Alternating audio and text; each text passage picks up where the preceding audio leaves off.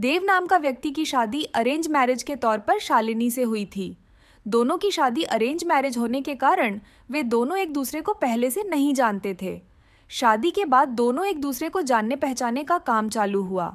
कुछ ही दिनों में दोनों एक दूसरे को अच्छी तरह से जल्दी पहचानने लगे थे। जब दोनों में अच्छी तरह से पहचान हुई, दोनों एक दूसरे को समझने लगे थे, तो देव को लग रहा था कि उसे एक बेहतर ही पत्नी मिली है, क्योंकि उसे पूरी तरह से समझने के बाद उसे समझ में आ गया था कि लव मैरिज करना कोई ज़रूरी नहीं है, अरेंज मैरिज में भी अच्छी पत्नी मिल जाती है। दोनों की नई नई शादी हुई थी, इसी कारण से दोनों एक दूसरे को अच्छी तरह से समय देते थे। उसके बाद दोनों एक दूसरे के काम में हाथ बटाया करते थे। पति पत्नी दोनों में खूब ज़्यादा प्यार होने लगा था। अब उसकी पत्नी भी देव को समझ गई थी और उसे किसी भी प्रकार का कोई काम या किसी प्रकार की कोई सामान ज़रूरत पड़ने से पहले ही उसकी पत्नी उसके सामने हाजिर कर देती थी। एक दिन देव ने अपने दोस्त सूरज को अपने घर दावत पर बुलाया था।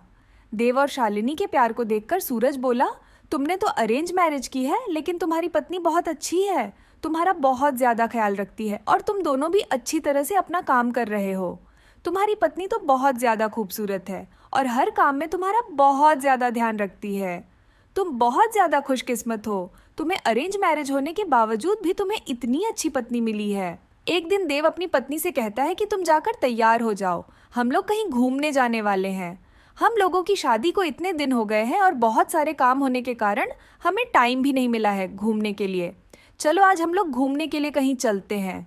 इतना सुनकर उसकी पत्नी शालिनी कहती है कि आपने तो बिल्कुल अच्छा कहा जी, बहुत दिनों से हम लोग कहीं घूमने नहीं गए। अच्छा हुआ आज आपने बोल दिया, हम लोगों का मन नहीं लग रहा था, चलो कहीं घूम कर आते हैं। दोनों एक कार में बैठकर घूमने के लिए निकल पड़ते हैं। रास्ते में जब हाईवे पर गाड़ी जाती है तो उनकी एक बड़ी गाड़ी से टक्कर होने के कारण दोनों दुर्घटनाग्रस्त हो जाते हैं। देव को जब होश आता है तो वह हॉस्पिटल में था। वह जैसे ही होश में आता है वह अपनी पत्नी को ढूंढने लगता है। तभी वह अपनी पत्नी को ढूंढते ढूंढते दूसरे कमरे में चला जाता है, जहां वह देखता है कि उसके सर अथवा पैर में तो बहुत ज़्यादा चोट आई है। देव घबराकर डॉक्टर से पूछता है कि मेरी पत्नी की तबीयत ठीक तो है, क्या वह सही हो जाएगी ना? तभी डॉक्टर कहता है कि तुम्हारी पत्नी की पैर की नसों में ज़्यादा खून निकलने के कारण पैर को काटना पड़ा है, वह नहीं चल सकती है। इतना सुनते ही शालिनी की आंखों में आंसू आ जाते हैं और कहती है कि मैं तो आपके ऊपर अब बोझ बन गई हूँ। उसके बाद देव कहता है कि ऐसी कोई बात नहीं है, इतने दिनों से तुमने मेरा ख्याल रखा था, अब मेरा फर्ज बनता है कि मैं भी तुम्हारा ख्याल रखूँगा। अब दोनों साथ मिलकर अपने घर की तरफ रवाना हुए। घर जाकर दोनों ने एक दूसरे के बिना ना रहने की कसम खाई थी। फिर उसके बाद उसने अपनी जॉब को छोड़कर घर से ही काम करना शुरू किया। साथ ही घर रहकर अपनी पत्नी की मदद तथा उसके देखरेख में उसका मदद किया करता था। इसी तरह एक दिन फिर सूरज देव का दोस्त उसके घर आता है और कहता है कि तुम तो घर के काम करने लगे हो, तुम बहुत अच्छे बिजनेसमैन हो, तुम अपनी ज़िंदगी क्यों बर्बाद कर रहे हो एक लड़की के कारण?